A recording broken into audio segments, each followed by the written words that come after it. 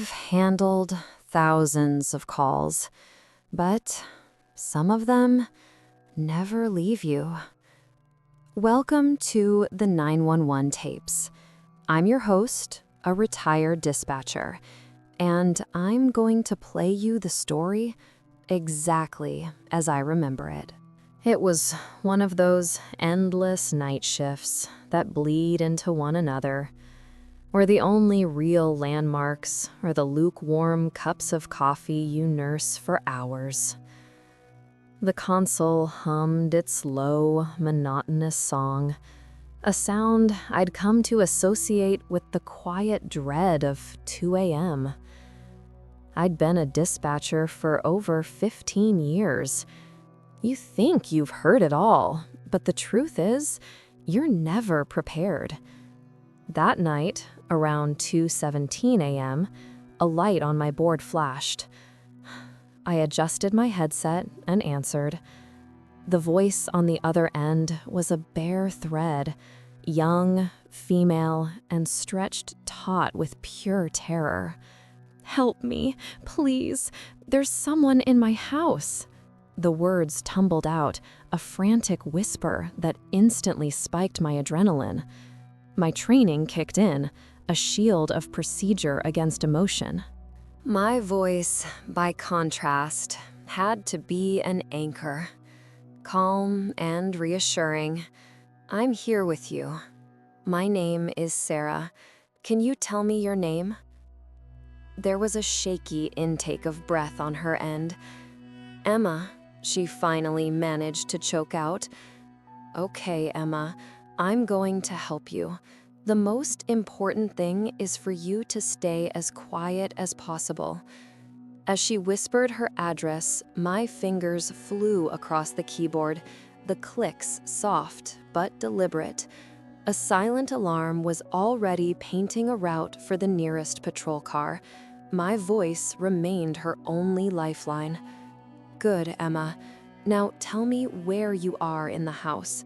She was upstairs, in her bedroom, with the door locked. She swore she heard footsteps on the main floor, slow and heavy. The silence that followed her words was deafening. Emma's breathing was becoming ragged, each gasp a burst of static in my ear. "They're coming up the stairs," she hissed, her voice dropping so low I had to strain to hear it. I pictured her immediately, a young girl, probably huddled in a corner, phone clutched in a death grip. That image fuels you, sharpens your focus. "Emma, you need to hide, now. Is there a closet? Under the bed?" She chose the closet. I heard the soft rustle of clothes, the almost inaudible click of the closet door sliding shut. "Okay, you're hidden. Just keep breathing. Tell me exactly what you hear." She described the muffled thud of footsteps pausing right outside her hallway. Then came the creak of a different door opening, her parents' room. My screen showed the officers were now 5 minutes out. 5 minutes? In the quiet of a home invasion, 5 minutes is an eternity. An entire lifetime can pass in that span. I needed more information for the responding officers. Gentle, probing tone. "Emma, did you hear them break in? A window smash? A door being forced?" She whimpered, a wave of self-blame washing over her terror. "The back door. I think I left it unlocked." In that moment of sheer panic, she was blaming herself. It's a common but dangerous reaction. Guilt can paralyze. "Listen to me, Emma. This is not your fault. Your only job right now is to stay safe and stay on the line with me." But as I reassured her, a small, cold knot of doubt began to form in my gut. The footsteps she described, they didn't sound frantic or aggressive. She'd called them deliberate, an odd choice of word for a terrified girl, but a telling one. My instincts were whispering that something was off, but I couldn't afford to let my suspicions color my response. The threat had to be treated as real, always. As the seconds ticked by like falling stones, Emma's whispers grew more frantic. I think they're in the hallway, right outside my door." I kept her talking, asking about the layout of her house, about her family, anything to keep her mind tethered to my voice and to gather intel. She lived with her parents and a younger brother. All of them were out for the night, she said. She was completely alone. I relayed every detail to the units, emphasizing a possible armed intruder.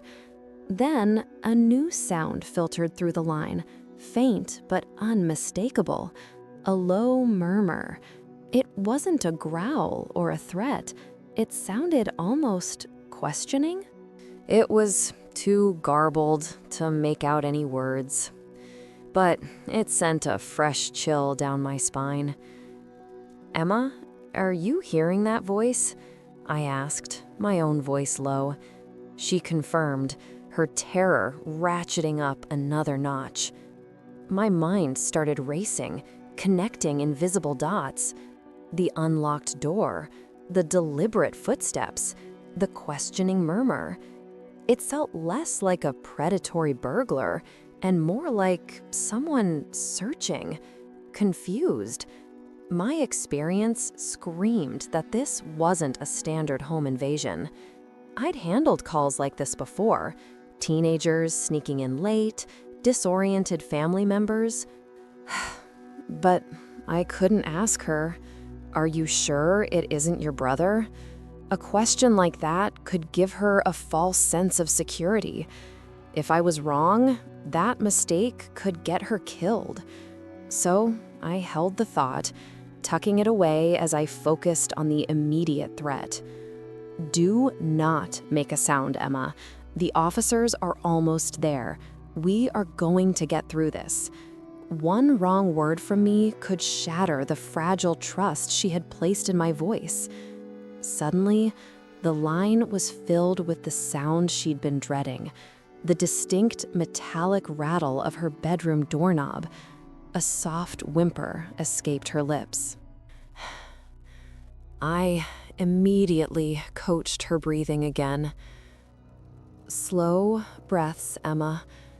In through your nose, out through your mouth. With me." We breathed together across the silent miles, a tiny, shared ritual against the encroaching chaos. Then came the whisper scream that every dispatcher recognizes, the sound of the final defense being breached. Oh God, they're trying to get in. My heart pounded in my chest as I updated dispatch. Suspect is at the bedroom door. Officers were now less than 2 minutes out. So close, so terrifyingly far. I asked her if she had anything she could use to defend herself. Silence. She was frozen in fear, her mind completely blanked by the primal fight or flight response. But the detail that screamed at me was that the intruder wasn't forcing the door. There was no splintering wood, no shoulder slamming against the frame. It was just a persistent, almost hesitant turning of the knob. It was all wrong. The clues began to align with unstoppable certainty. The unlocked door, the familiar footsteps, the questioning murmur, and now this gentle attempted entry. It all pointed away from a violent encounter. In this job, You learn that your gut feeling is just data your brain is processing faster than you can consciously analyze. My gut was telling me this wasn't an attacker. It was a lost key in the wrong lock. But my protocol, my duty, was to prepare for the absolute worst-case scenario. The line between a genuine threat and a panicked mind is a razor's edge, and I was walking it blind. The tension finally snapped when the door swung open with a low creak. Emma's breathing hitched, then stopped entirely for a heart-stopping second before exploding in a sharp gasp. "They're in the room," she whispered, the words practically vibrating with fear. I leaned forward, my ear pressed hard against the headset, straining to decipher the sounds. I heard a soft shuffling, then a voice. It was clearer now, not muffled by a door. It was young, male, and filled with confusion.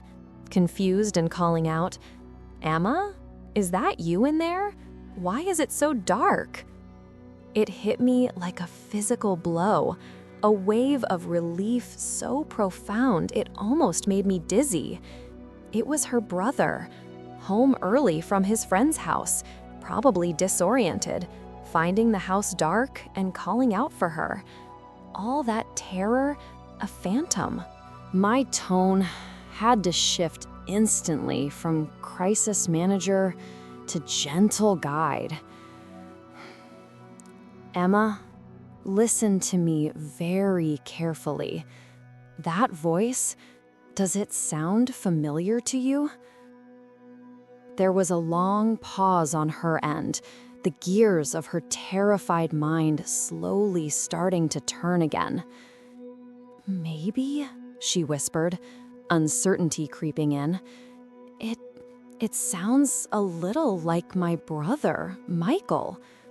Before I could confirm, the scene erupted.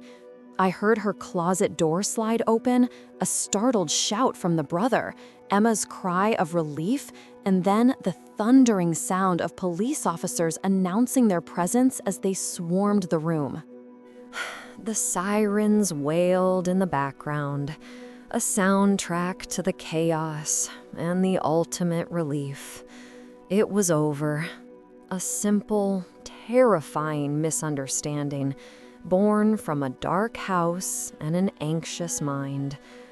In the immediate aftermath, as the line went quiet and an officer took the phone to give me the all clear, I leaned back in my chair, the tension draining out of me like a physical weight. Emma was safe. Her brother was safe. But the emotional wreckage of the last 15 minutes was palpable, even through the phone. You'd think, after all these years, a call like this, a good outcome, would be easy to shake off. But they're not. They linger. A stark reminder of how fragile our sense of security is, and how easily trust can be distorted by fear. I debriefed with my supervisor, the recording of my own calm voice playing back in the room, sounding alien to my own ears. Emma thanked me profusely before hanging up, her voice steady now, but I knew that night would stay with her for a long, long time. And it would stay with me too. I couldn't shake the what-ifs. What if the brother had panicked when the police burst in? What if he'd been holding something, a phone or a drink, that an officer mistook for a weapon in the dark? A false alarm can still have tragic consequences. That's the unspoken weight we carry. We don't just dispatch help. We are responsible for the context we provide. Over-informing can lead to hesitation. Under-informing can lead to tragedy. That night, everything aligned perfectly, but it was a tightrope walk over a canyon. Later, I took my mandated break, stepping out of the air-conditioned hum of the call center into the cool, damp night air. The city lights painted the low-hanging clouds a dull orange. The world just kept on turning, oblivious to the life or death drama that had just played out in a suburban bedroom. I've handled thousands of calls, but it's the near misses like Emma's that chip away at you. They leave you with a weary empathy that's hard to describe and impossible to leave at the office. It's a ghost that follows you home. To wrap this up, I want you to remember the human on the other end of that line. We're not just voices or cogs in a machine. We feel the echo of every crisis. Emma's call was a powerful reminder that in our most vulnerable moments, connection is what saves us. Her trust in a complete stranger, my trust in my own gut instincts, they formed a bridge over a chasm of fear. Thanks for letting me share this with you. Until the next tape, stay safe and always be willing to question whether the monster you hear in the dark is real or just a shadow you've cast yourself.